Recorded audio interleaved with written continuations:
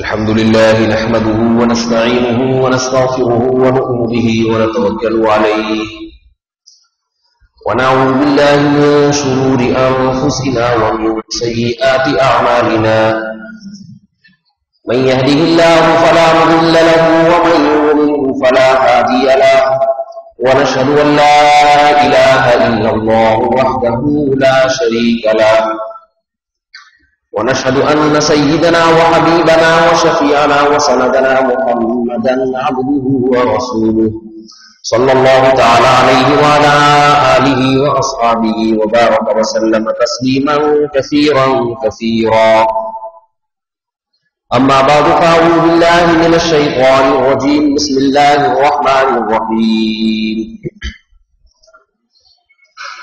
لقد من الله على المؤمنين إذ بعث فيهم رسولا من أنفسهم يتلو عليهم آياته ويزكيهم ويعلمهم الكتاب والحكمة وإن كانوا من قبل لفي ضلال مبين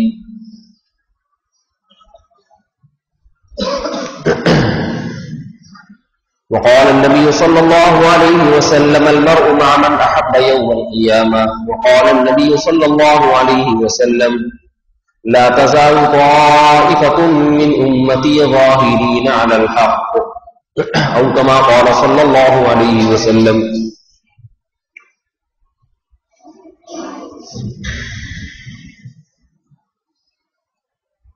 قرآن مجید میں اور احادیث صحیحہ میں اللہ رب العزت نے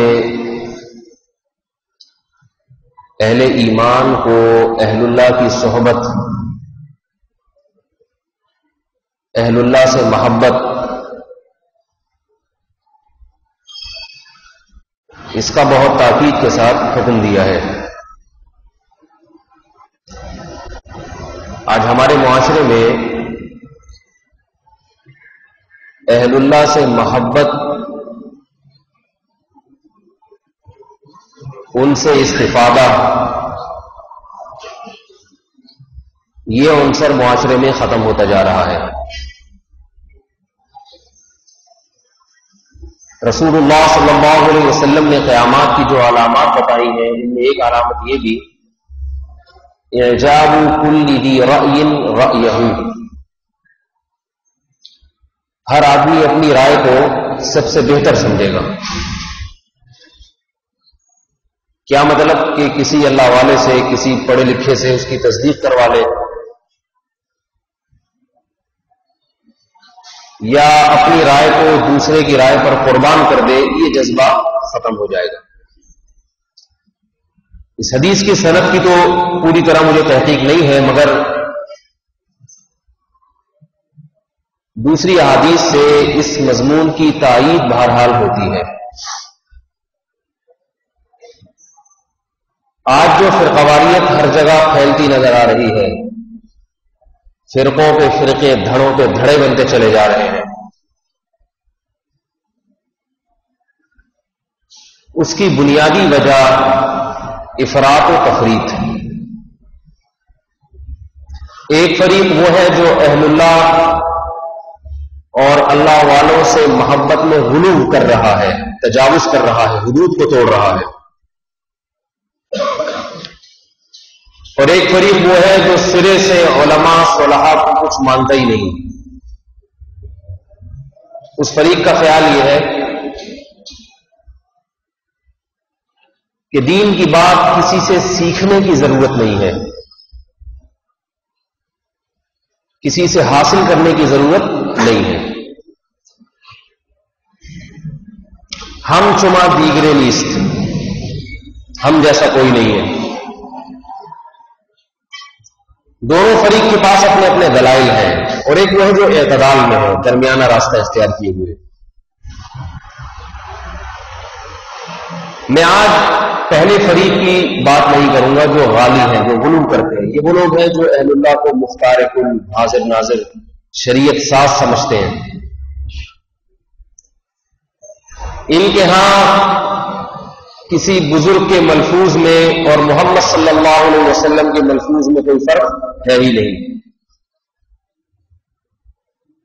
بلکہ یہاں تک بھی ہے کہ اللہ کے نبی نے جو بات کہی ان کی نظر میں ان باتوں میں اتنا وزن نہیں ہے جتنا ان کے پیر و مرشد کی باتوں میں جان۔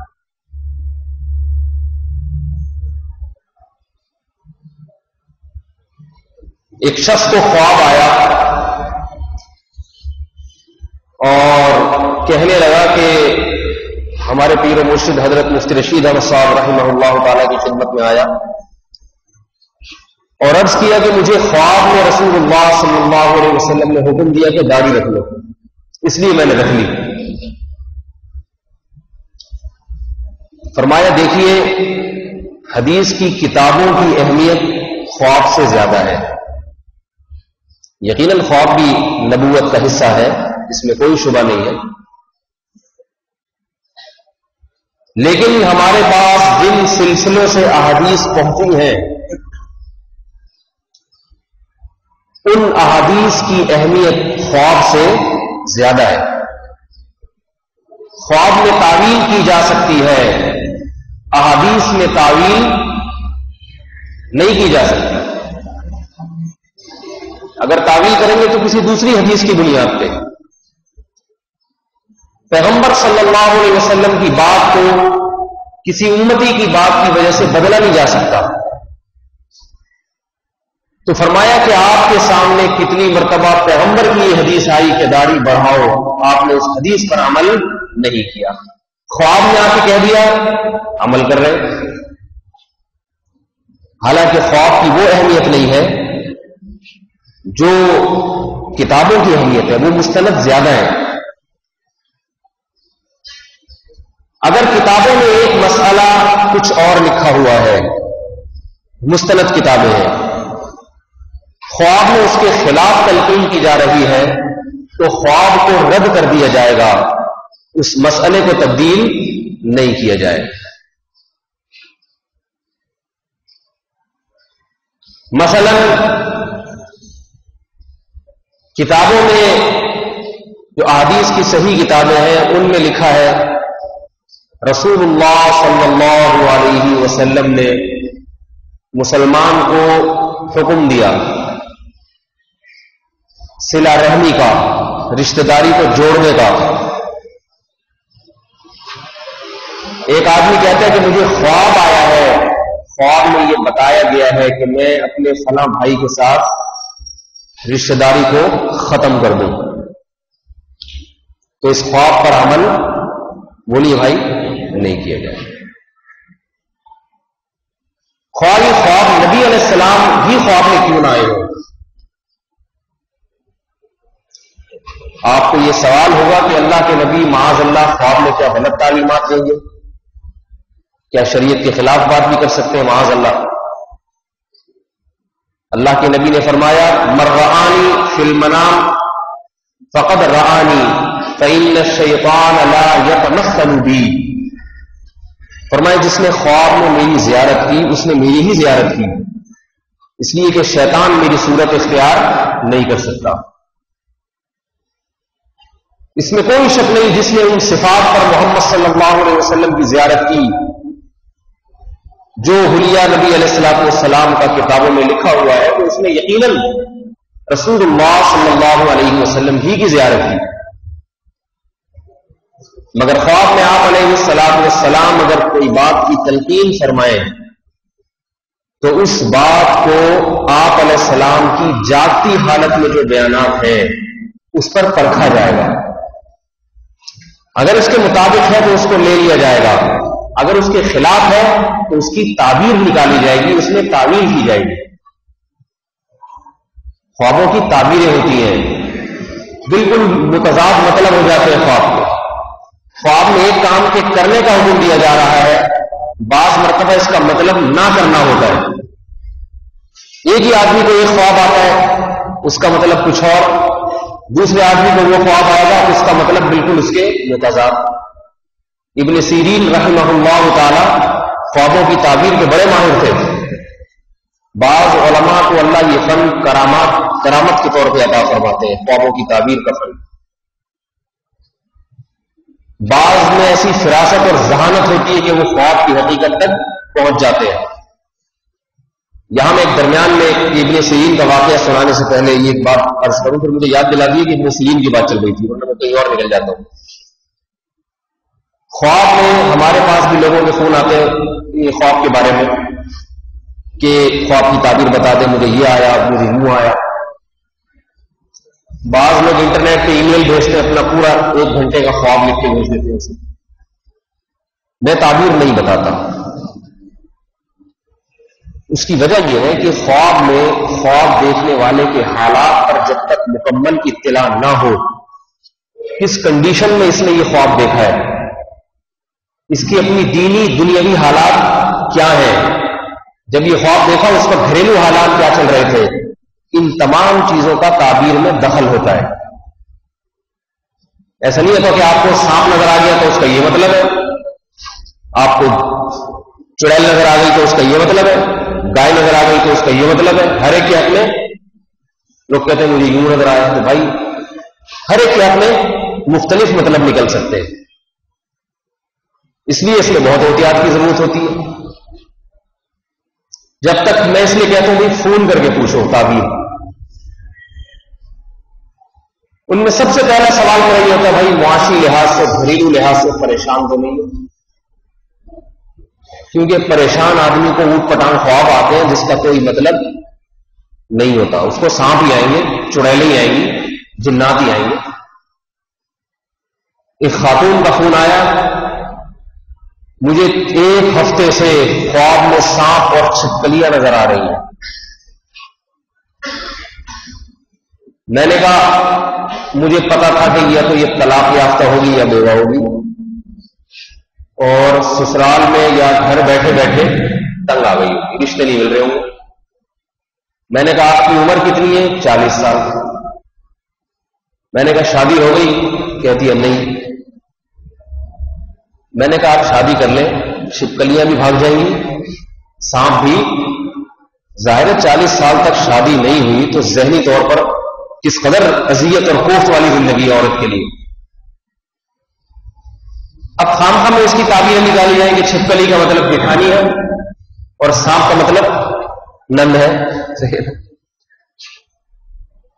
تو ضرورت ہی نہیں. اعتدال کی حالت میں جو خواب آتا ہے وہ قابل تعبیر ہوا کرتا ہے.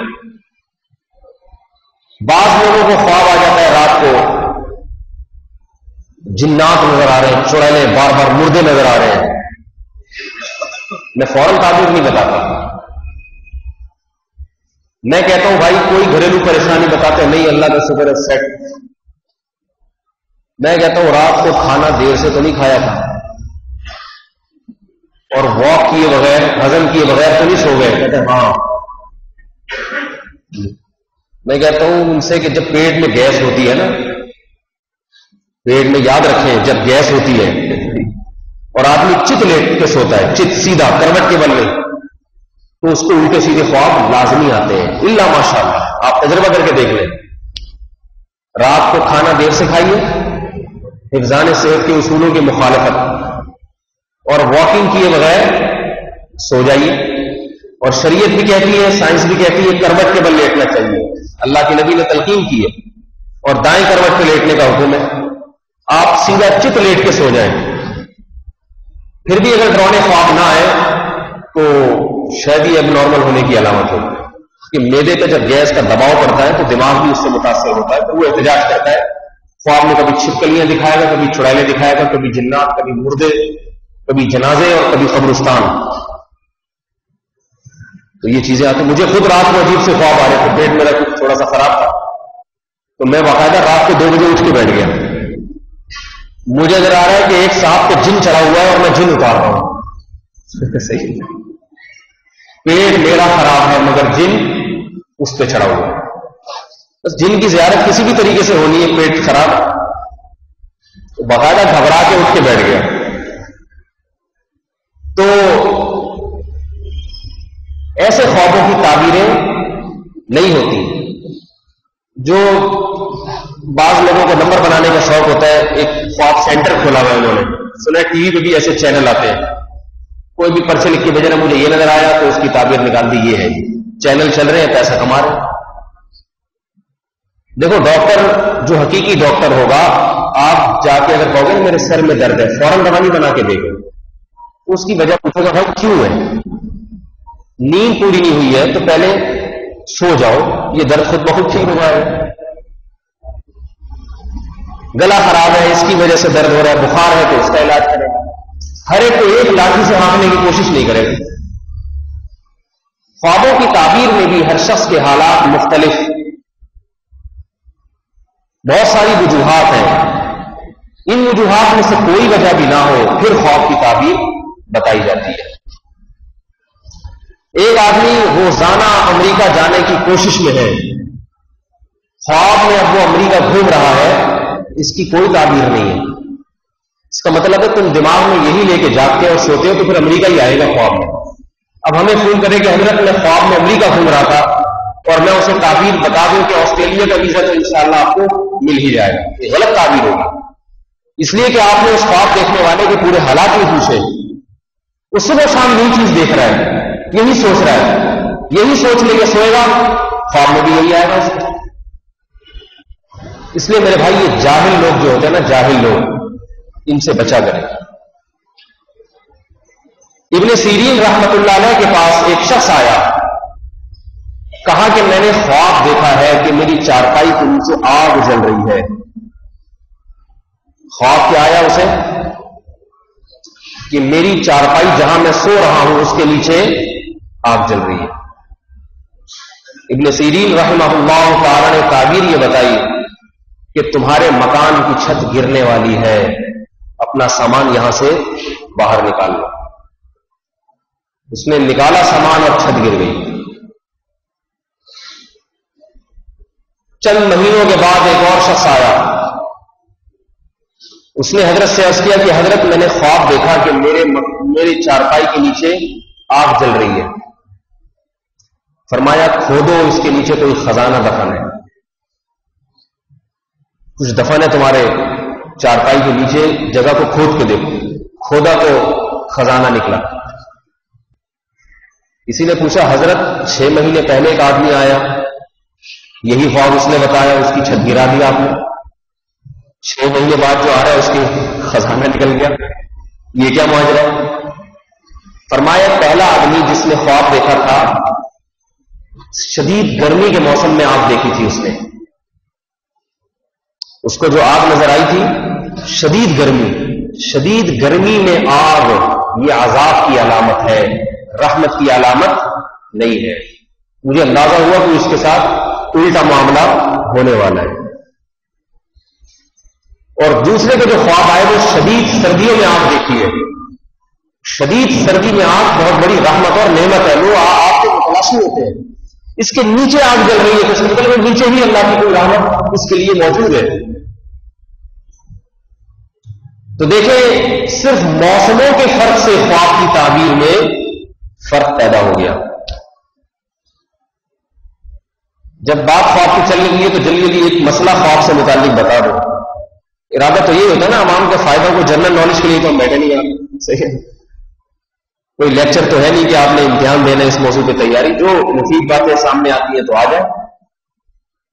حدیث میں آتا ہے رسول اللہ صلی اللہ علیہ وسلم نے فرمایا خواب کی تعبیر کے بارے میں، حدیث کا مفہوم ہے کہ خواب اس وقت تک معلق رہتا ہے، لٹکا رہتا ہے جب تک اس کی تعبیر نہ بتا دی جائے، لہذا جیسی تعبیر بتا دی جائے گی اسی کے مطابق خواب پھر وہی معاملہ ہوگا۔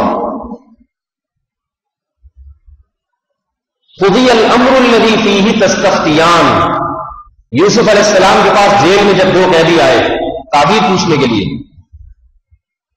ایک نے کہا انی ارانی آصر خمرا، اے یوسف میں خواب دیکھتا ہوں کہ میں شراب نچوڑ رہا ہوں۔ دوسرے نے کہا کہ میں خواب دیکھتا ہوں کہ میرے سر پہ روٹیوں کا ٹوکرا رکھا ہے اور پرندے اس ٹوکرے سے اٹھا کے لے جاتے ہیں، آپ ہمیں اس خواب کی تعبیر بتائیے۔ یوسف علیہ السلام نے فرمایا کہ جو شراب نچوڑ رہا ہے اس کو رہائی ملنے والی ہے، اور وہ بادشاہ کے لیے اسی طرح شراب نچوڑ کے اس کو پلایا کرے گا جیسے پہلے پلایا کرتا تھا، اور جس کے سر پہ روٹیوں کا ٹوکرا رکھا تھا یسلبو، اسے سولی پہ لٹکایا جائے گا، فتأکل الطیر من راسہ، اور پرندے اس کے سر کو نوچ نوچ کے اس کی لاش میں کھائیں گے۔ آگے فرمایا قضی الامر الذی فیہ تستفتیان، تم نے مجھ سے خواب کی جو تعبیر پوچھی ہے اب یقیناً ایسا ہو کر رہے گا۔ ایک پیغمبر نے تعبیر بتائی ہے تو جو تعبیر بتا دی اب وہ ہوگی لازم۔ لہذا اس حدیث سے ایک اصول معلوم ہوتا ہے کہ خواب کی تعبیر ہمیشہ اپنے کسی خیرخواہ سے پوچھنی چاہیے، جو صحیح اچھی تعبیر کوشش کرے کہ اچھی تعبیر بتاؤ۔ جس کو حسد ہوگا، آپ سے بغض ہے، نفرت ہے، وہ اچھے خواب کا بھی الٹا مطلب بیان کرے گا، کہے گا وہی یار تمہاری حرکتیں میں تو پہلے ہی کہتا تھا بندے ہی صحیح نہیں ہوتی۔ آپ خواب میں دودھ جلیبی بھی اگر کھا رہے ہوں گے نا تو کہہ گے یہ وہی حرکتیں ہیں جو سانپ بن کے جلیبی کی شکل میں آ گئی، الٹا مطلب نکالیں گے، کیونکہ جس کو عقیدت ہوتی ہے وہ ہر الٹی بات کو بھی صحیح تعبیر کرتا ہے، اور جس کو آپ سے دشمنی ہے وہ آپ کے ہر اچھے کام کو، ہر اچھے خواب کو بھی اس کا الٹا مطلب نکالے، وہ جلیبیوں کو بھی لپٹا ہوا سانپ سے تعبیر کرے گا۔ تو اس کا بڑا دخل ہوتا ہے کہ خواب کی تعبیر کسی ایلے میلے سے نہ پوچھی جائے، کسی ماہر سے پوچھی جائے، اور ماہر بھی جو خیر خواہ ہو، جس میں صلاح کا عنصر زیادہ ہو۔ اب بات کہاں سے چل رہی تھی جو شروع میں نے شروع کی تھی، جو موضوع جی نہیں وہ تو میں نے مکمل کر دیا۔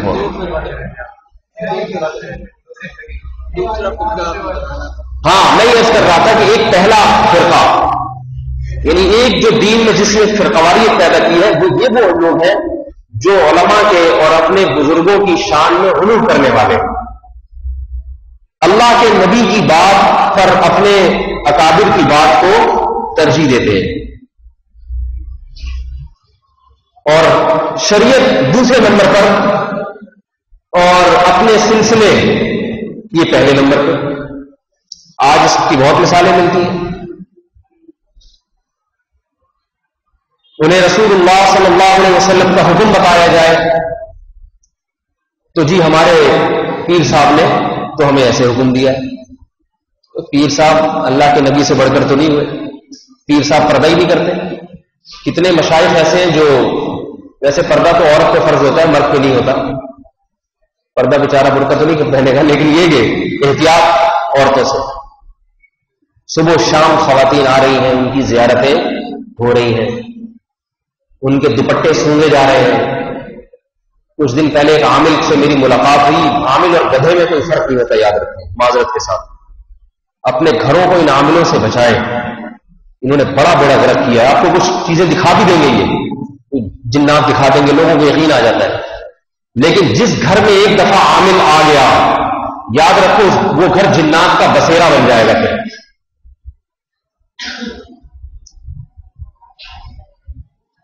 ایک عامل صاحب ملے کچھ دن پہلے، اچھے بڑے دیندار نیک پرہیزگار آدمی، مجھے نہیں پتا تھا کہ عامل بن گئے، اچھے خاصے صحیح آدمی تھے۔ تو ان کی آنکھوں سے مجھے اندازہ ہوا کہ ان کی سیٹنگ تھوڑی سی آؤٹ ہوئی ہوئی ہے، کچھ آج کل عملیات کر رہے ہیں۔ تو کسی نے ان سے کہا کہ حضرت کے بارے میں بتائیں کہ حضرت پہ بھی کچھ ہے یا نہیں ہے۔ میں نے اس سے کہا اللہ کا شکر ہے مجھ پہ کچھ نہیں ہے۔ تو وہ تصویر نکال کے نا آنکھوں سے یوں کر کے سوچنے لگے، کچھ کرنے لگے کہ حضرت پہ دیکھتا ہوں۔ میں بیٹھا ہوا تھا، میں نے ان سے کہا کہ آپ اپنا عمل کر لیں، لیکن ایک بات آپ کو پیشگی بتا دوں میں، اگر نہیں ہے نا مجھ پہ، آپ اگر یہ کہتے ہیں کہ ہے تو میں یقین نہیں کروں، مجھ پہ اللہ کا شکر ہے کچھ بھی نہیں ہے۔ اور آپ کو میں اللہ کی رحمت پہ نظر رکھتے ہوئے، اپنی ذات پہ نہیں، اللہ کی رحمت پہ، اللہ پہ توکل کرتے ہوئے یہ چیلنج دیتا ہوں کہ آپ کے جتنے عملیات ہیں، جتنے جادو ٹونے اور چلے اور کیا کیا ہے، آپ سارے میدان میں اتار کے اپنے ساتھ اپنے سمیت جتنے عاملین ہیں سب کو ملا کے مجھے کچھ بھی کر کے دکھا دیں انشاءاللہ، کچھ بھی کر دیں، کوئی جن چاہ کے دکھا دیں آپ مجھے، تو میں آپ کو مان جاؤں گا۔ اور آپ کو یہ چیلنج ہے، آپ کریں پلیز۔ تو یوں کر کے نا تھوڑا سا سیٹنگ پہ آ گئے۔ پہلے تو نظریں گھما رہے تھے، لگ رہا تھا کچھ ہونے والا ہے۔ اس کے بعد جب میں نے یہ دھمکی دی اللہ پہ نظر رکھے تو ایک دم سیٹنگ پہ آ گئے، صحیح ہے نا۔ پھر مجھے کہنے لگے کہ میں نے ان سے کہا جب ان کا دماغ کو میں نے دیکھا نا خراب ہو رہا ہے، آنکھوں سے پتا چل رہا تھا یہ اچھا بلا شریف آدمی کے دھندوں میں لگ گیا، میں نے کہا دیکھو یہ دھندے چھوڑ دیں، ان سے آپ کا دماغی توازن خراب ہو جائے گا۔ تو کہنے لگے نہیں عملیات نہیں، ہمیں پتہ نہیں ایک سلسلہ شاذلیہ سے یہ چیزیں ہبا اور عطا ہوئی ہے، سلسلہ پتہ نہیں یہ سلسلہ کہاں سے کس کو عطا ہوا ہے، پہلے تو اس کی تحقیق ہونی چاہیے۔ سلسلہ شاذلیہ سے ہمیں یہ چیزیں عطا ہوئی ہیں، اور ہمارے پاس صحابی جنات بھی ہوتے ہیں۔ تو مجھے خیال ہوا کہ یہ بیچارہ بالکل ہی اس کو تو پورا کھول کے دوبارہ بنانا پڑے گا، یعنی اتنا خراب ہو گیا ہے کہ اب یہ اسی کنڈیشن میں ریپیئر نہیں ہو سکتا یہ آدمی۔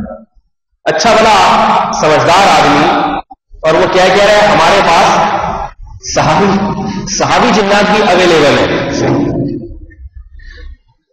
عقل کے اندھوں کو سوچنا چاہیے کہ جو صحابی ہوگا وہ کسی امتی کی خدمت کرے گا بیٹھ کے، اور اس قسم کے فضول لوگوں کے پاس وہ زیارت کے لیے حاضر ہوگا، اور دنیا احمقوں کی دنیا جو ہے نا، احمق لوگ وہ عقیدت میں ہاتھ پاؤں چوم رہے کہ حضرت ہمارے گھر بھی تشریف لائیں، پھونک مار کے چلے جائیں، آپ کے پاس صحابی جنات ہیں۔ صحابی جنات، پہلی بات تو یہ کہ جو صحابی جنات ہوتے ہیں نا وہ جہاد کرتے ہیں، صحابہ نے سب نے جہاد کیا ہے، جھاڑ پھونک کا کام صحابہ نے کیا ہے، ضرور ہے کوئی بیمار ہو تو پھونک لگا دی اس کو فاتحہ پڑھ کے، باقاعدہ جھاڑ پھونک کو کسی صحابی نے پیشہ نہیں بنایا۔ دوسری بات میں نے کہا کہ اگر صحابی جنات ہیں تو آپ نے ان کی زیارت کر کے آپ تابعی بن گئے، اور ہم تبع تابعین میں ہمارا شمار ہو۔ ہم سب سے پہلے اپنے مقتدیوں کو بتائیں گے کہ آپ کے امام صاحب اب تبع تابعین میں کی فہرست میں داخل ہو چکے ہیں۔ تو یہ ان عاملوں کا، اچھے بڑے سمجھدار آدمی، ان کی کھوپڑی خراب ہو گئی۔ تو ایک فرقہ تو وہ جو غلو کرتا ہے اور کہیں سے بھی کچھ مل گیا تو اس کو اللہ رسول سے بڑھ کر قرار دے دیا، شریعت بعد میں اور اپنے پیر و مرشد پہلے۔ حضرت رشید احمد گنگوہی رحمہ اللہ تعالی بڑے اللہ والے بزرگ بھی تھے اور علم میں بڑے مضبوط اور پختہ، انہوں نے اصلاحی تعلق قائم کیا تھا حضرت حاجی امداد اللہ مہاجر مکی رحمہ اللہ تعالی سے۔ حاجی امداد اللہ مہاجر مکی رحمۃ اللہ علیہ نے انہیں اللہ اللہ کرنا سکھایا۔ حاجی امداد اللہ مہاجر مکی رحمۃ اللہ علیہ فرماتے ہیں کہ میں ہندوستان میں آیا دو شخصیتوں کو گھیرنے کے لیے کہ ان دو پہ محنت کی جائے، اللہ ان سے بڑا کام لے گا۔ ان دو میں ایک حضرت رشید احمد گنگوہی رحمۃ اللہ علیہ تھے، لیکن حاجی امداد اللہ مہاجر مکی رحمۃ اللہ علیہ کے پاس علم ایسا نہیں تھا جیسا حضرت گنگوہی کے پاس علم تھا۔ علم میں پختگی اور مضبوطی یہ حضرت گنگوہی رحمۃ اللہ علیہ کے پاس تھی۔ حضرت گنگوہی بیٹھ ہوئے حضرت حاجی امداد اللہ مہاجر مکی رحمۃ اللہ علیہ کے ہاتھ پہ، اور اصلاحی تعلق قائم کیا، ان سے اللہ اللہ کرنا سیکھا۔ بہت ادب بہت احترام کیا کرتے تھے اپنے شیخ کا۔ ایک مرتبہ حاجی امداد اللہ، ایک مرتبہ حضرت گنگوہی نے لوگوں کو مسئلہ بتایا شریعت کا، کسی نے پرچی لکھ کے دی کہ آپ کے پیر و مرشد، آپ کے شیخ وہ تو اس کے خلاف فتویٰ دیتے ہیں، وہ تو اس کے خلاف مسئلہ بتاتے ہیں، اور پرچی بھجوائی۔ حضرت گنگوہی نے اس پرچی کو پھاڑا اور فرمایا ہمارے شیخ سے کہو کہ مسائل ہم سے پوچھا کریں، کیونکہ علم اللہ نے مسائل کا علم اللہ نے ہم کو دیا ہے، یہ ہم ان سے نہیں پوچھیں گے. مسئلہ اس سے پوچھا جاتا ہے جسے شریعت کا علم ہو، جسے علم ہے وہ مسئلہ بتانے کا اہل ہے. تو آپ دیکھیے کس قدر دین پہ مضبوطی، ایک طرف پیر و مرشد، دوسری طرف ان کی پرچی کو پھاڑ دیا. فرمایا ہم نے ان سے تعلق جو کیا ہے اپنی اصلاح کے لیے، اپنے نفس کی اصلاح کے لیے. مسئلہ بتانا ہمارا کام ہے، ان کا کام نہیں.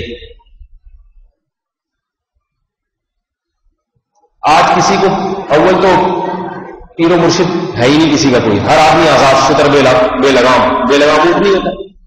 ہر آدمی کہہ رہے جو میری سوچ، جو مجھے سمجھ میں آ رہا ہے بس میں ویسے ہی چلوں گا. اور بنا لے تو ایسا بناتے ہیں کہ یہ عقیدہ رکھ لیتے ہیں کہ اس سے کوئی غلطی کبھی ہو ہی نہیں سکتی، حالانکہ انبیاء کے سوا دنیا میں کوئی معصوم نہیں ہے. عبداللہ بن عباس رضی اللہ تعالی عنہ سے کسی نے کہا، عبداللہ بن عباس نے مسئلہ بتایا اور حدیث کا حوالہ پیش کیا. کسی نے بتایا کہ ابو بکر تو اس کے خلاف کہتے ہیں، یا کسی اور صحابی کا نام لیا. تو حضرت عبداللہ بن عباس نے رسول اللہ صلی اللہ علیہ وسلم کی قبر کی طرف اشارہ کر کے فرمایا اس صاحب قبر کے سوا دنیا میں کوئی بھی ایسا نہیں ہے جس کی سب باتوں کو لیا جائے اور کسی بات کو بھی ترک نہ کیا جائے. یہ صرف نبی علیہ الصلوۃ والسلام کی شان ہے کہ آپ کی تمام باتوں کو لیا جائے گا اور آپ علیہ الصلوۃ والسلام کی کسی بات کو ترک نہیں کیا جائے گا. نبی کے بعد 1400 سال میں کوئی ایسا امتی پیدا نہیں ہوا، نہ ابو بکر، نہ عمر، نہ عثمان، نہ علی، نہ حضرت معاویہ، نہ حسن حسین، نہ کوئی اور صحابی، نہ عبداللہ بن مسعود، نہ عبداللہ بن عباس، نہ زبیر بن عوام، نہ عبداللہ بن عمر، نہ عبداللہ بن عباس، کوئی صحابی نہیں، نہ ابو حنیفہ، نہ شافعی، نہ امام مالک، نہ امام احمد بن حنبل، نہ کوئی اور بزرگ ایسا دنیا میں پیدا ہوا ہے جس کی باتوں کے بارے میں ہمارا یقین ہو کہ ہر بات ان کی زبان سے صحیح نکلی ہے، ان سے غلطی کبھی نہیں ہوئی. ایسا ہمارا عقیدہ صرف اور صرف کس کے بارے میں ہے؟ بولو بھائی، محمد صلی اللہ علیہ وسلم کے بارے میں. امام ابو حنیفہ رحمہ اللہ تعالی فرماتے ہیں اذا صح الحدیث فهو مذهبی اذا وجدتم قولی، جب تم میرے کسی قول کو حدیث کے خلاف پاؤ، فضربوه علی الجدار، تو میرے اس قول کو دیوار پہ دے مارو.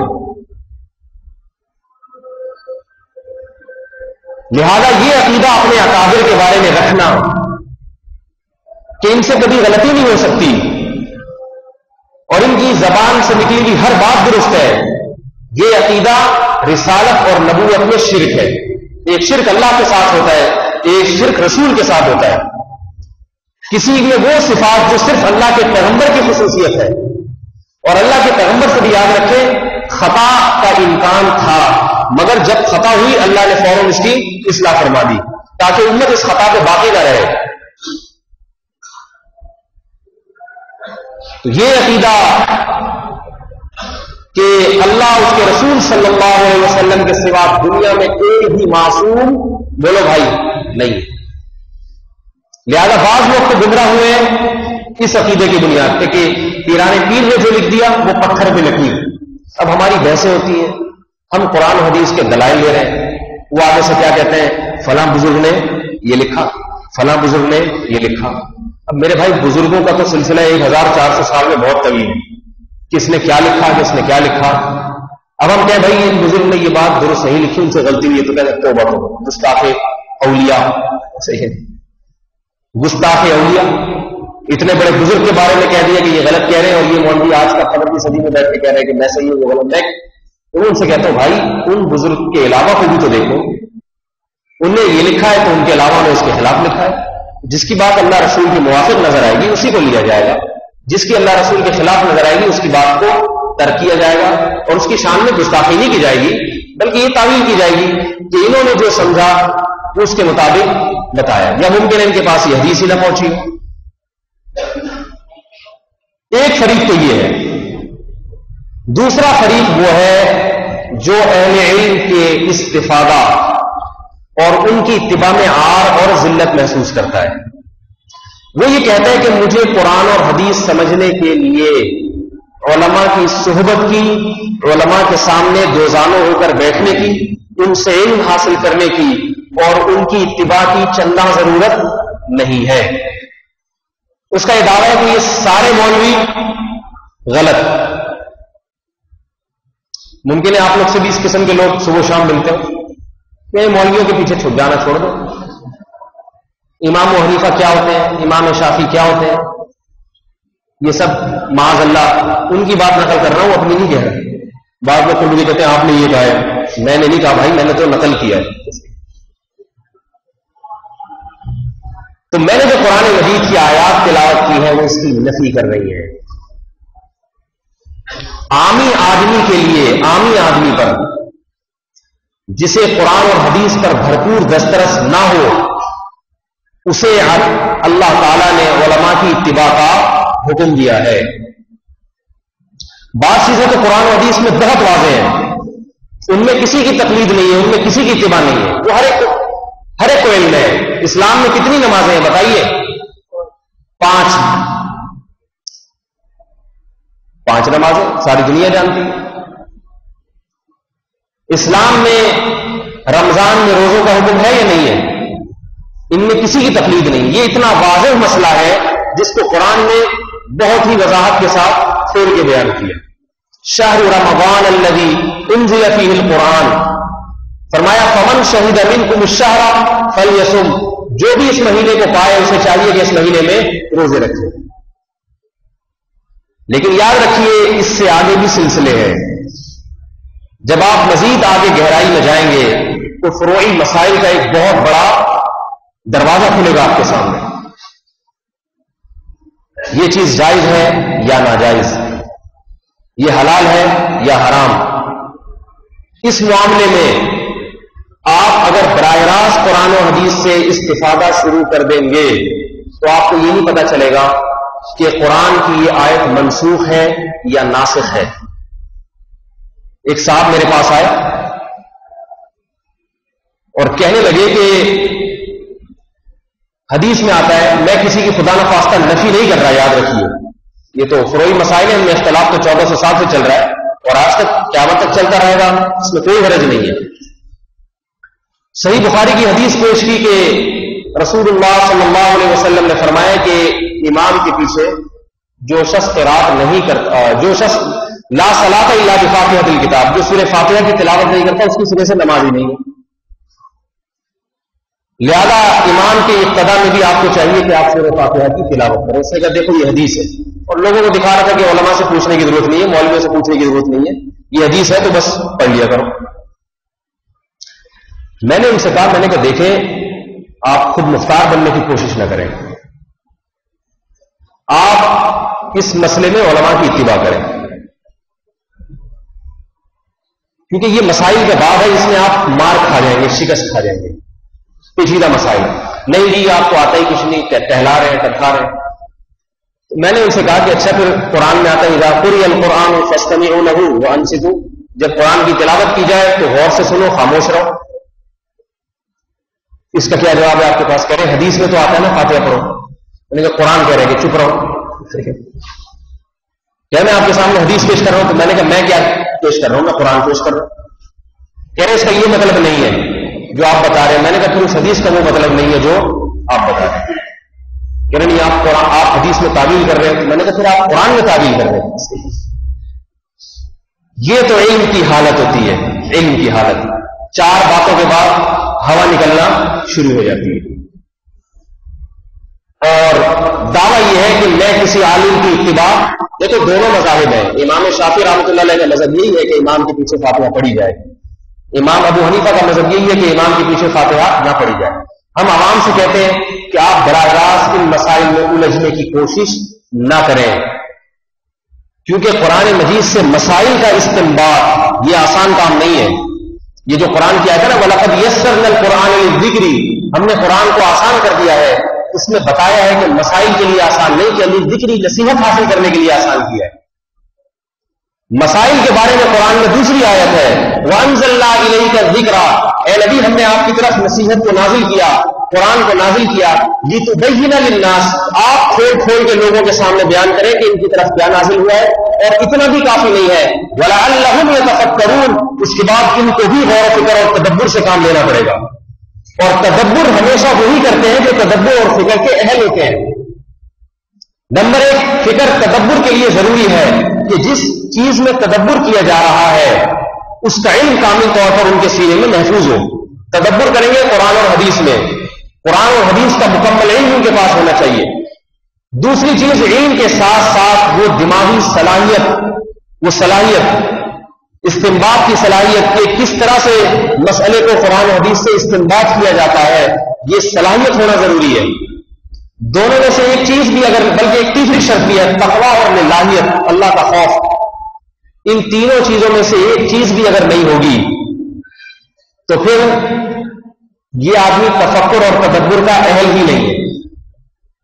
دیکھو ڈاکٹروں کے سامنے جب کوئی میڈیکل کے لیے نیا مسئلہ آتا ہے، کوئی نئی بیماری آتی ہے تو غور و فکر کرتے ہیں نا، کس میں غور و فکر کریں گے؟ کتابوں میں دیکھیں گے، تحقیقات دیکھیں گے، تو یہ ڈاکٹر بھی کریں گے، عام آدمی نہیں کرتا، اس لیے کہ جس چیز میں تحقیق کی جا رہی ہے اس کا علم ان کے پاس ہے، میرے اور آپ کے پاس نہیں ہے، اور ان میں آگے وہی ڈاکٹر نکلیں گے، علم تو بہت سو کے پاس ہوگا مگر تحقیق انہی کے سامنے آئے گی جن کے پاس بہترین دماغ اور ذہانت بھی ہوگی۔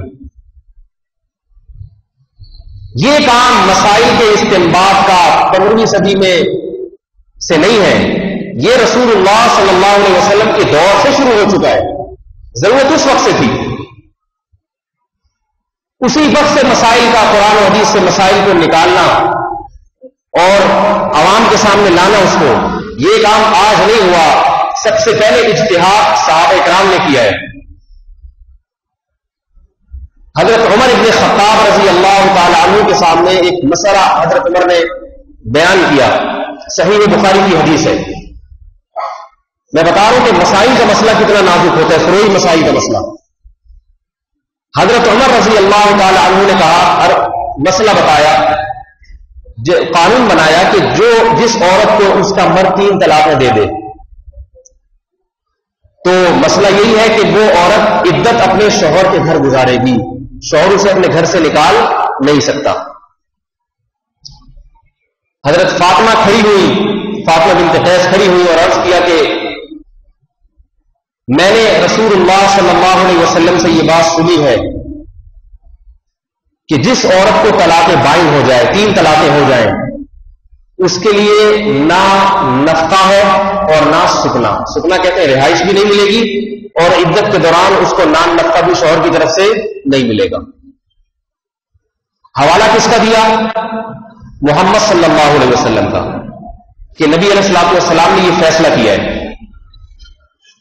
حضرت عمر نے رجوع نہیں کیا اپنی بات سے، حالانکہ حوالہ پیغمبر صلی اللہ علیہ وسلم کو دیا جا رہا ہے۔ حضرت عمر نے فرمایا لا ندع کتاب اللہ و سنت نبینا بقول امرأۃ لا ندری احفظت ام نسیت۔ لوگوں سے کہا کہ لوگوں، میں ایک عورت کے کہنے پر اللہ کی کتاب اور نبی کے طریقے کو ترک نہیں کر سکتا، کیونکہ قرآن کہہ رہا ہے وللمطلقات متاع بالمعروف وَإِذَا طَلَّقْتُمُ النِّسَاءَ فَطَلِّقُوا يَا أَيُّهَا النَّبِيُّ إِذَا طَلَّقْتُمُ النِّسَاءَ فَطَلِّقُوهُنَّ لِعِدَّتِهِنَّ، اور آگے فرمائے لَا تُخْرِجُوهُنَّ مِن بُيُوتِهِنَّ۔ قرآن کہہ رہے کہ جب عورت کو طلاق ہو جائے، اللہ فرماتے ہیں طلاق یافتہ کو اپنے گھر سے نہ نکالو، وَلَا يَخْرُجْنَ، اور وہ خود بھی نہ نکلے۔ یہ جو ہمارے معاشرے میں دستور ہے نا، طلاق دی اور دھکے دے کے باہر نکال دیا، یہ جاہلوں کا دستور ہے، مسلمانوں کو شریعت نے اس کی اجازت نہیں دی ہے۔ تو حضرت عمر نے فرمایا کہ اللہ فرما رہے ہیں کہ طلاق یافتہ عورت کا نان نفقہ اور رہائش کس کے ذمہ ہے؟ طلاق دینے والے مرد کے ذمہ، جب تک عدت پوری نہیں ہو جاتی۔ قرآن یہ کہہ رہا ہے، اور اس میں قرآن نے کوئی فرق نہیں کیا کہ طلاق بائن ہو یا طلاق رجعی ہو، ہر طرح کی طلاق کے بارے میں۔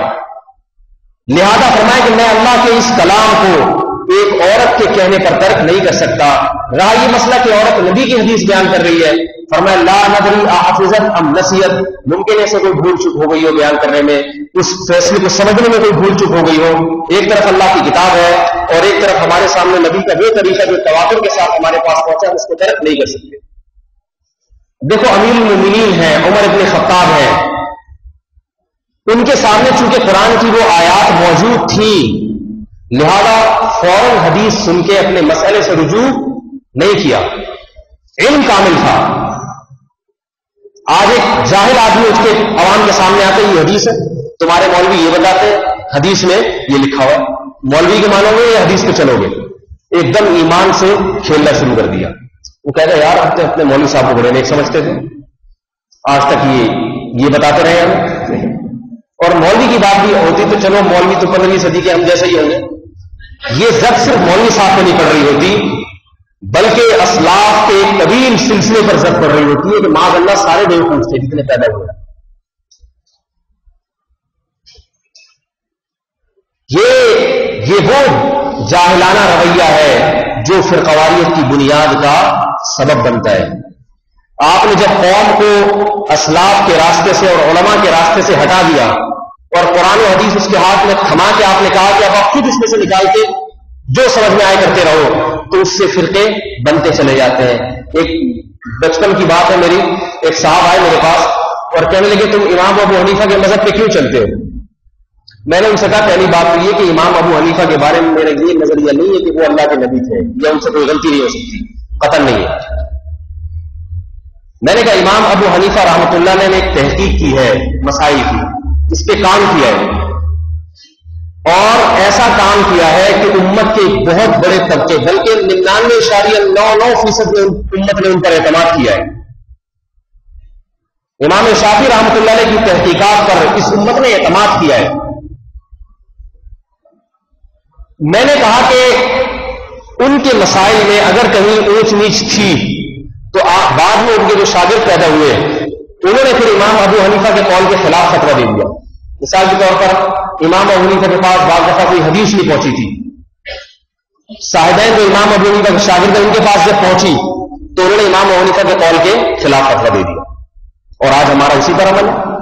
ایک اس کی مثال دیتا ہوں آپ کو. امام ابو حنیفہ رحمۃ اللہ علیہ کا قول یہ ہے کہ جب بارش نہ ہو رہی ہو، قحط پڑ جائے، تو نماز استسقاء الگ سے اس کا کوئی وجود تصور نہیں ہے. سمجھ میں آ رہی ہے بات؟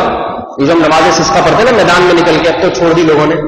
پہلے ایسا ہوتا تھا بارش نہیں ہو رہی ہے، قحط پڑ رہا ہے تو لوگ نکلتے تھے اور میدان میں جا کے خطبہ بھی ہوتا، دعا بھی ہوتی. امام ابو حنیفہ رحمۃ اللہ علیہ کا جو قول کتابوں میں نقل ہے وہ یہ ہے کہ نماز استسقاء نہیں، بلکہ وہ قرآن کی آیت پیش کرتے ہیں یا قوم استغفروا ربکم انہ کان غفارا یرسل السماء علیکم مدرارا. نبی علیہ السلام نے اپنی قوم سے کہا میری قوم گناہوں سے توبہ کرو، اللہ آسمان سے بارش برسائے گا. فرماتے ہیں ہر آدمی اپنے اپنے طور پر اللہ سے توبہ کرے، گناہوں کی بارش خود ہی نازل ہو جائے گی، الگ سے نماز کی ضرورت نہیں ہے. لیکن کیا اس پر عمل ہوتا ہے؟ کیا ہمارے علماء نماز استسقاء کو سنت نہیں سمجھتے؟ حالانکہ حنفی ہیں، حالانکہ امام ابو حنیفہ کے متبعین میں شامل ہیں، پھر بھی نماز استسقاء پڑھتے ہیں. کیوں؟ اس لیے کہ جب صاحبین کے پاس یہ حدیث پہنچی انہوں نے اس بات کو اختیار کیا کہ نہیں، اللہ کے نبی صلی اللہ علیہ وسلم باقاعدہ میدان میں نکل کے آپ علیہ السلام نے 2 رکعتیں پڑھی ہیں، لہذا آج فتویٰ کس پر دیا جاتا ہے؟ امام ابو حنیفہ کے قول پہ فتویٰ نہیں دیا جاتا، فتویٰ دیا جاتا ہے ابو یوسف اور امام محمد رحمۃ اللہ علیہ کے قول پر. تو میں نے یہ کہا کہ ایک کام جو اور بہت ساری اس کی مثالیں وقت نہیں ہے ورنہ میں دیتا. تو فقہ حنفی کا مطلب ہر بات ابو حنیفہ کی لینا یہ نہیں ہے، بلکہ جو مسلک امام ابو حنیفہ کی طرف منسوب ہے، جس کی بنیاد انہوں نے لکھی، اس پر عمل کرنا، اس کو فقہ حنفی کہا جاتا ہے. یہاں ایک اعتراض ہوگا کہ مسلک کی بنیاد تو نبی نے رکھی تھی، ابو حنیفہ نے تھوڑی رکھی تھی. بعض لوگ یہ بھی کہتے ہیں. یاد رکھیے رسول اللہ صلی اللہ علیہ وسلم نے کسی مسلک کی بنیاد نہیں رکھی. اسلام کی تشریحات میں اختلاف ہوا ہے، جو مسائل کی تشریحات میں، اور وہ ہر صحابہ کے دور میں بھی ہوا ہے، لیکن یہ اختلاف اتنے بڑے پیمانے پر نہیں تھا. صحابہ کے دور میں جس کو جس چیز کی ضرورت ہوتی وہ کسی صحابی سے جا کے عالم سے جا کے مسئلہ پوچھ لیتا اور اس پر عمل کر لیتا. لیکن جب یہ سلسلہ پھیلا ہے، لوگوں میں شہوت کا، خواہشات کا غلبہ آیا ہے، تو علماء نے اس بات کا التزام کیا اور عوام کو بھی اس بات کا حکم دیا کہ اس معاملے میں کسی ایک مسلک کو جو رسول اللہ صلی اللہ علیہ وسلم سے ثابت ہو. فقہ حنفی کے جتنے مسائل ہیں محمد صلی اللہ علیہ وسلم سے ثابت ہیں. فقہ شافعی کے جتنے مسائل ہیں محمد صلی اللہ علیہ وسلم سے ثابت ہیں. فقہ حنبلی کے جتنے مسائل ہیں محمد صلی اللہ علیہ وسلم سے ثابت ہیں. فقہ مالکیہ کے جتنے مسائل ہیں محمد صلی اللہ علیہ وسلم سے ان کی کوئی نہ کوئی اصل ملتی ہے. تو علماء نے یہ حکم دیا، فتویٰ دیا کہ کسی ایک مسلک کو اختیار کیا جائے. اگر آدمی اختیار نہیں کرے گا اور شتر بے مہار کی طرح گھومے گا تو اسے جہاں آسانی تن آسانی نظر آئے گی اس کو اختیار کرے گا. مثال کے طور پر میں آپ کو ایک بات عرض کروں. امام ابو حنیفہ رحمۃ اللہ علیہ کا مذہب ہے کہ خون نکلنے سے وضو ٹوٹ جاتا ہے یا نہیں؟ خون نکل کے اگر بہ جائے وضو ٹوٹ جاتا ہے. اس کے ان کے پاس اپنے دلائل ہیں. ابو داؤد کی حدیث ہے، صحابی آئی اللہ کے نبی سے عرض کیا یا رسول اللہ، جو ایام کا خون آتا ہے خواتین کو، آپ نے ان استحاضہ لیکیوریا کا مرض تھا، ان کو مسلسل خون آتا تھا. آپ علیہ السلام نے فرمایا یہ حیض کا خون نہیں ہے، انما ہی دم عرق، یہ ایک رگ ہے جس کا خون بہ رہا ہے. لہذا اس سے تم پر صرف حدیث کا مفہوم بتا رہا ہوں، توضئی لکل صلاۃ، ہر نماز کے لیے وضو کر لیا کرو. تو اس لال کیا پتہ چلا کہ خون جب جسم کے باہر نکل جائے گا، جسم سے باہر آ جائے گا، تو وضو کیا ہو جائے گی؟ واجب ہو جائے گی. استدلال کیا یہاں سے. امام شافعی رحمۃ اللہ علیہ کا مذہب یہ ہے کہ خون نکل کے بہ جائے اس سے وضو نہیں ٹوٹتا. ان کی دلیل وہ مشہور حدیث ہے، وہ صحابی کا عمار بن یاسر نماز پڑھ رہے تھے، تیر آ کے لگا ان کے، خون نکلا، اسی طرح نماز مکمل کی، ختم کر دی نماز. اگر خون نکلنے سے وضو ٹوٹ جاتا تو یقیناً وہ دوبارہ نماز پڑھتے یا وہیں سے نماز توڑ کے چلے جاتے. اس کے جوابات امام یعنی احناف کی طرف سے دیے جاتے ہیں کہ بھائی ٹھیک ہے، اس پر تو یہ اشکال بھی ہوتا ہے کہ اگر خون نکلنے سے وضو نہیں ٹوٹتا تو خون کو ناپاک تو سبھی مانتے ہیں، کپڑے تو ناپاک ہو گئے تھے، تو کپڑے ناپاک ہونے کے بعد بھی تو نماز نہیں ہوتی. تو اس کا مطلب ہے کہ یا تو یہ حدیث منسوخ ہے یا ممکن ہے کہ نبی علیہ الصلوۃ والسلام کو اس واقعے کی اس طرح سے اطلاع نہ ہو، یا یہ بھی ممکن ہے کہ اللہ کے نبی نے اس کو اس طرح باقی نہ رکھا ہو. کیونکہ خون بہرحال ناپاک چیزوں کپڑے پہ لگے گا تو نماز نہیں ہوگی، جبکہ وہاں بے تحاشا خون لگ رہا ہے پھر بھی نماز پڑھ رہے ہیں. تو یہ حدیث تو آپ کے مسلک کے بھی خلاف ہے. یہ ایک الگ موضوع ہے، دونوں طرف سے دلائل دیے جاتے ہیں، لیکن دونوں کی اصل قرآن و حدیث سے ملتی ہے، صحابہ سے ملتی ہے، دونوں مذاہب صحابہ میں. دوسری بات، امام شافعی رحمۃ اللہ علیہ کا مذہب یہ ہے کہ عورت کو اگر ہاتھ لگ جائے تو وضو ٹوٹ جاتا ہے. اس کے اپنے دلائل ہیں ان کے پاس، اور قرآن و حدیث ہی سے استدلال کرتے ہیں، صحابہ کے اقوال سے ہی استدلال کرتے ہیں. امام ابو حنیفہ کا مذہب، بلکہ وہ قرآن سے کیا استدلال کرتے ہیں؟ قرآن کہتے ہیں اولا مسجد النساء، اے ایمان والو اگر تم نے عورت کو چھوا ہے تو پھر تم پر وضو واجب، پانی نہیں ہے، فتیمموا صعیدا طیبا، تو تیمم کرو. لامستم النساء، اس کا لفظی مطلب کیا ہے؟ عورت کو ہاتھ لگایا، چھوا تم نے. کہتے ہیں قرآن کہہ رہے تھے تو عورت کو چھونے سے. لہذا امام ابو حنیفہ کیا فرماتے ہیں کہ یہاں عورت کو چھونے سے مراد ہمبستری ہے، صرف چھونا مراد نہیں. ہمبستری کی ہے تو وضو واجب ہوگا، غسل واجب ہوگا، اور ہمبستری نہیں کی تو غسل بھی واجب نہیں، وضو بھی واجب نہیں. دونوں کی دلیل بہرحال قرآن سے. اب آپ 15ویں صدی میں پیدا ہوئے، آپ نے کہا کہ میں صحابہ کے دور کی طرح جس سے مسئلہ میری سمجھ میں آئے گا میں اس پر عمل کروں گا. آئی بات سمجھ میں کسی ایک کی رائے پر ایک مسلک کے لیے چلوں گا، جہاں مجھے میری اپنی رائے میں کام کیا میں اس کو اختیار کروں گا. لہذا آپ نے جب وضو کیا تو آپ کا خون نکلا، آپ وضو لوٹا نہیں رہے. آپ سے کسی نے کہا بھائی وضو کر لو، آپ نے کہا نہیں، اس مسئلے میں مجھے امام شافعی کی بات ذرا زیادہ وزنی لگتی ہے. صحیح ہے، وضو نہیں ٹوٹتا، لہذا میں اسی طرح نماز پڑھوں گا. تھوڑی دیر میں کوئی بچی کھیلتی ہے یا آپ نے اس کو پیار کیا، تو اب وہ آدمی کہہ رہے کہ بھائی امام شافعی رحمۃ اللہ علیہ کے نزدیک تو بچی کو پیار کرنے سے وضو ٹوٹ جاتا ہے. وہ کہہ رہے اس مسئلے میں مجھے امام ابو حنیفہ کی بات ذرا زیادہ لاجیکل معلوم ہوئی ہے. بچی تو ہے، آگ لگ گئی تو کیا ہوگی؟ تو بتاؤ دین ایک تماشا اور مذاق بنے گا یا نہیں بنے گا؟ اور بنا ہوا ہے، تماشا بن جائے گا دین ایک. کبھی کس کو آج ان کی رائے، میں نے ایک آدمی کو دیکھا جن کا یہ رائے تھی کہ میری جو سمجھ جائے گا نا میں اس پر عمل کروں گا. روزانہ ان کی نماز کا طریقہ بدل رہا ہے کیونکہ تحقیق روز بدل رہی ہے. ایک دن میں نے دیکھا کہ جناب اتنی ٹانگیں چوڑی ہے اور نماز ہو رہی ہے اور رکوع سے اٹھنے کے بعد ہاتھ باندھ رہے ہیں. کچھ دن کے بعد دیکھا رکوع سے اٹھنے کے بعد ہاتھ چھوڑ رہے ہیں. میں نے کہا پہلے آپ باندھتے تھے، اب کہہ رہے تحقیق میری بدل گئی. چلو ٹھیک ہے، زندگی میں کبھی تحقیق، لیکن روزانہ کے حساب سے یہ سسٹم چل رہا ہے. یہ تحقیقات بدلتے بدلتے اب باقاعدہ ایسے ایسے فرقے وجود میں آ رہے ہیں، ایسے ایسے چیزیں مارکیٹ میں آ رہی ہیں. پہلے تو افراد کی تحقیق بدل رہی تھی، اب جماعتوں کی تحقیقات بدل رہی ہیں. آج کل کیماڑی میں جماعت المسلمین نام کا ایک گدھوں کا فرقہ، جس کو میں گدھوں کی جماعت کہتا ہوں، جن میں عقل اور شعور کے علاوہ ہر چیز موجود ہے، وہ آج کل بہت متحرک ہے. ان کی تحقیق یہ ہے، تحقیق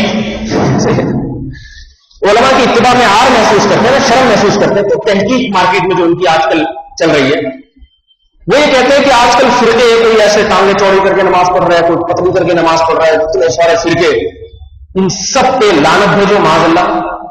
اور میری تحقیق یہ ہے کہ اللہ کے نبی نے حکم دیا کہ 15 آپ نے علیہ السلام نے فرمایا، صحیح مسلم کی حدیث ہے کہ فرقواریت کے دور میں جماعت المسلمین اور اس کے امام کو لازم پکڑنا.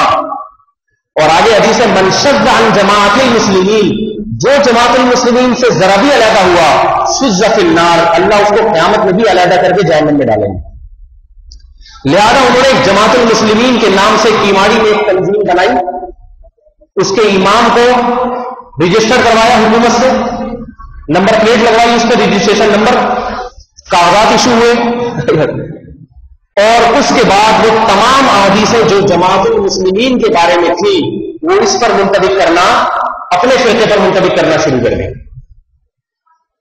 میرے ساتھ یہ کئی لوگ اس طرح کے الجھ چکے ہیں. ایک دفعہ ایک صاحب آئے، کہنے لگے کہ حدیث میں آتا ہے اللہ کے نبی نے فرمایا فرقواریت کے دور میں جماعت المسلمین کو لازم پکڑنا، لہذا ہم نہ حنفی ہے، نہ شافعی ہے، نہ حدیث ہے، نہ یوں ہے، نہ وہ ہے، آپ آئے صرف جماعت المسلمین میں آئے اور شعور کی اختیار فرمائے اور جنت میں داخلہ آسان فرمائے. میں نے کہا اللہ کے بندے کیوں پیغمبر پر بہتان باندھتے ہو؟ پیغمبر نے یہ کہا تھا کہ فرقواریت کی دور میں مسلمانوں کی جماعت سے چمٹے رہنا. کیا مطلب؟ الگ فرقہ نہ بنانا، جیسے عام مسلمان چل رہے چلتے رہنا تاکہ مسلمانوں کی اجتماعیت نہ ٹوٹے. اور رہا یہ اختلاف کہ کوئی ہاتھ اٹھا کے نماز پڑھ رہا ہے، کوئی امام کے پیچھے فاتحہ پڑھ رہا ہے، نہیں پڑھ رہا، یہ فرقواریت ہے ہی نہیں. وہ تو صحابہ میں اختلاف موجود تھے. صحابہ میں بعض لوگ رکوع میں جاتے ہوئے ہاتھ اٹھاتے اور بعض ہاتھ نہیں اٹھاتے. عبداللہ بن مسعود رفع الیدین نہیں کرتے تھے، عبداللہ بن عمر رفع الیدین کیا کرتے تھے. لیکن نہ عبداللہ بن مسعود کو جماعت المسلمین بنانے کا خیال آیا اور نہ عبداللہ بن عمر کو جماعت المسلمین بنانے کا خیال آیا. ایک دوسرے کے پیچھے نمازیں نہیں پڑھتے تھے، نہ ایک دوسرے کو کافر کہتے نہ گمراہ کہتے. حضرت عبداللہ بن عباس سے کسی نے شکایت کی کہ حضرت معاویہ ایک رکعت وتر پڑھتے ہیں، اب عبداللہ بن مسعود سے حضرت معاویہ ایک رکعت وتر پڑھتے ہیں اور آپ کہتے ہیں کہ لن تجزی رکعۃ واحدۃ فتو، کہ ایک رکعت وتر ہوتے ہی نہیں، آپ 3 سے کم کے قائل نہیں ہیں. تو عبداللہ بن مسعود نے یہ نہیں کہا اچھا قرآن حدیث کے خلاف چل رہا ہے، لہذا فرقواریت پھیل رہی ہے، اب 3 رکعت وتر والوں کی ایک الگ سے جماعت بناؤں گا اور اس کا نام رکھوں گا جماعت المسلمین. 1 رکعت وتر والے ایک الگ فرقہ ہو جائیں گے اور 3 والے الگ فرقہ. ایسا نہیں کیا. عبداللہ بن مسعود نے فرمایا دعہ فإنہ فقیہ، فرمایا معاویہ کو اپنے حال کو چھوڑو، وہ فقیہ آدمی ہے. اس کے بعد اپنے دلائل ہوں گے، بس ہمارے دلائل یہ جو آپ کے سامنے رکھ دیے. تو یہ اختلاف صحابہ میں بھی تھے مگر ایک دوسرے کے خلاف کفر کے فتوے نہیں تھے. ایک دوسرے کی ابتدا میں نمازیں پڑھی جاتی تھی اور مل کر اللہ کے راستے میں جہاد کیا کرتے تھے. تو میں نے کہا کہ بدبخت آدمی، اللہ کے نبی نے فرمایا فرقواریت کی دور میں مسلمانوں سے چمٹے رہنا، جو مسلمین ہیں جس راستے پہ چل رہے ہیں ادھر ہی نیا فرقہ نہ بنانا، کیونکہ اللہ کے نبی نے فرمایا جو نیا فرقہ بنائے گا اور مسلمانوں کی جماعت سے ذرا بھی علیحدہ ہوا قیامت میں علیحدہ کر کے جہنم میں ڈالا جائے گا۔ میں نے کہا آپ نے دو جرم کیے، نمبر ایک 15ویں صدی میں ایک الگ فرقہ بنایا، اور دوسری بات اس جہنمیوں کی جماعت کو نام دے دیا جماعت المسلمین کا۔ فرقہ فرقہ ہی ہوتا ہے، اس پہ کتنا اچھا لیبل کیوں نہ لگا دیا جائے۔ ہندو اگر اپنی جماعت کا نام جماعت المسلمین رکھ لے اور پھر یہ دلائل دینا شروع کر دے کہ نبی نے فرمایا 15ویں صدی میں جماعت المسلمین کو لازم پکڑنا اور ہم ہیں جماعت المسلمین، تو آپ کیا کہو گے؟ آپ بولو گے تمہارا نام جماعت المسلمین ہے، نام ہے، تم ہو مسلمانوں کی جماعت نہیں، وہ ہندوؤں کی جماعت۔ اعمال سے پتہ چلتا ہے کہ مسلمانوں کی جماعت ہے یا ہندوؤں کی جماعت۔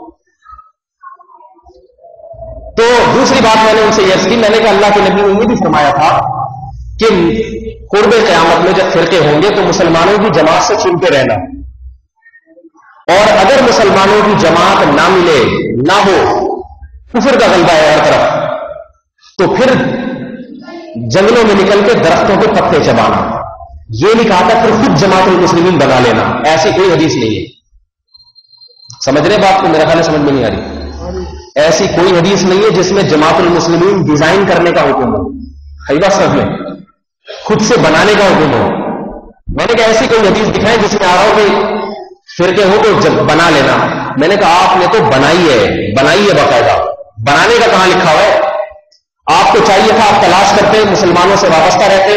اگر آپ کا یہ خیال ہے کہ یہ سارے کافر ہیں معاذ اللہ، سارے گمراہ ہیں، تو بنانے کے نہیں بلکہ حدیث پر عمل کر کے جنگل میں نکلتے، درختوں کے پتے چباتے۔ میں نے کہا یہ اگر ممکن ہے تو پان چبا کے گزارا کرتے، پان پھر بھی تھوڑا سا ہم آپ کے لیے پان کا انتظام کر دیتے۔ ایسے ایسے احمق لوگ، اور فتوے کیسے لگا رہے ائمہ حرمین بھی معاذ اللہ کافر، یہ سارے مولوی معاذ اللہ کافر، اور یہ سارے غلط ہیں۔ 4 آدمی جو ہم ڈیڑھ کی ایک توحیدی فرقہ بھی آج کل نکلا ہوا ہے، بڑا کام کر رہا ہے وہ، یعنی کام کا مطلب یہ کام بگاڑ رہا ہے امت مسلمہ کا، اس کا بھی یہی ہے، سارے غلط سارے کافر۔ ایک بات یاد رکھو، جو یہ کہتا ہے کہ سارے غلط ہیں تو فوراً میری طرف سے آپ کو اجازت ہے فتویٰ لگاتے کہ یہ تو بہرحال غلط ہے ہی ہے، کیونکہ سارے غلط قیامت سے پہلے نہیں ہو سکتے، جس دن قیامت آئے گی اسی وقت ہوں گے سارے غلط۔ اللہ کے نبی فرمایا میری امت حق پر غالب رہے گی، غالب، بہت بڑی جماعت ہے جو حق پر رہے گی۔ تو یہ نئے نئے فرقے جو ہے نا وہ نکلتے چلے جا رہے ہیں، یہ کیوں ہیں؟ اپنے آپ کو علماء کی اتباع سے دور کر دینا۔ تو اللہ تعالیٰ ان جاہلوں سے ہماری حفاظت فرمائے، اور ایسے احمقوں سے جو قرآن حدیث کے نام پہ فرقے پھیلا رہے ہیں، ان احمقوں سے اللہ تعالیٰ ہم سب کی، کوئی آپ کو کوئی توحیدی فرقے والا ٹکر جائے، کوئی جماعت المسلمین کا ٹکر جائے، تو خود بحث کرنے کے بجائے اس کو میرے پاس لے آئے، اور اس سے یہ بھی کہیں کہ اکیلے نہیں، اپنے 8-10 ہمنواؤں کے ساتھ آنے کے لیے تیار نہ ہو تو فقیر وہاں جانے کے لیے تیار ہے۔ میرا یہ مشاہدہ ہے کہ یہ زہر کا پیالہ پی لیں گے، لیکن کسی مولوی کے پاس اس طرح سے آنے کے لیے تیار نہیں، آئیں گے تو اکیلے، حالانکہ اکیلے آنے میں تو نقصان کا ڈر ہے۔ میں کہتا ہوں اپنے 10 آدمیوں کے ساتھ آؤ، 10 آدمیوں کے ساتھ کبھی نہیں آئیں گے، حالانکہ اس میں ان کا فائدہ ہے، مجھے ممکن ہے مجھے کٹائی لگا دیں، لیکن 10 آدمیوں کے ساتھ کیوں نہیں آتے؟ تاکہ جب ان کی اس دھاندلی کو اور اس دھوکے اور فراڈ کو میں دکھاؤں تو 10 آدمیوں کے سامنے تم کو پتا چلے کہ ہمیں کیسے بیوقوف بنا رہے ہیں۔ اکیلے آتے ہیں تاکہ ہماری گمراہی اگر واضح بھی ہو جائے تو گھر کی بات گھر میں ہی رہے اور پتلی گلی سے نکل جائے، تو پتلی گلی والے راستے رکھے ہوئے ہوتے ہیں۔ تو اللہ تعالیٰ ان دونوں کی موضوع تو بڑا طویل تھا، انشاءاللہ اگلے ہفتے میں آپ کو اس پر کچھ عرض کروں گا کہ یہ جو ہم نے علم حاصل کیا ہے ان کے سلسلے ہیں باقاعدہ، یہ سلسلہ محمد صلی اللہ علیہ وسلم تک ملنا چاہیے۔ امام حنیفہ کوئی الیکٹرانک کوئی چیز نہیں تھی جو ایک دم سے خود بخود آ گئے۔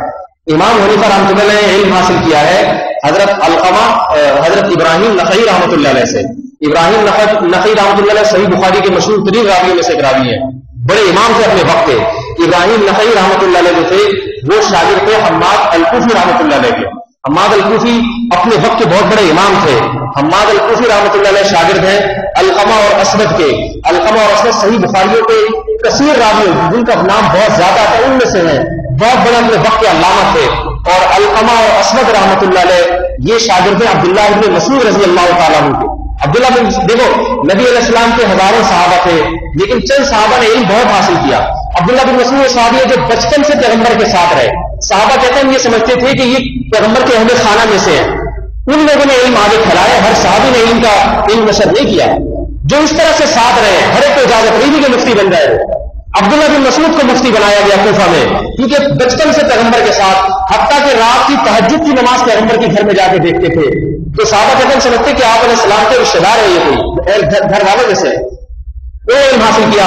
پھر عبداللہ بن مسعود کوفہ گئے اور کوفہ میں عبداللہ بن مسعود ان کے ہزاروں شاگرد تھے لیکن علقمہ اور اسود وہ دو شاگرد ہیں جنہوں نے بچپن سے اپنے آپ کو آپ کے ساتھ علم حاصل کرنے میں تھپا دیا, زندگی گزار دی. لہذا عبداللہ بن مسعود کی خلافت اور جانشینی منتقل ہوئی ہے حضرت علقمہ اور اسود کی طرف.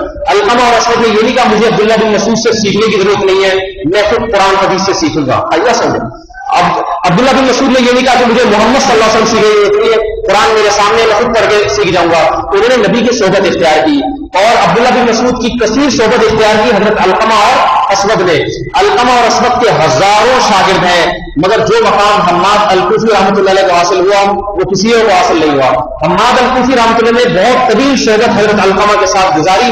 اس کے بعد ان کو علم کی صلاحیت ان میں پیدا ہوئی اور ان کے جانشین ابراہیم نخعی رحمۃ اللہ علیہ اور ان کے جانشین امام ابو حنیفہ رحمۃ اللہ علیہ. اور یہ سلسلہ آج تک اسی طرح چلتا ہوا ہے.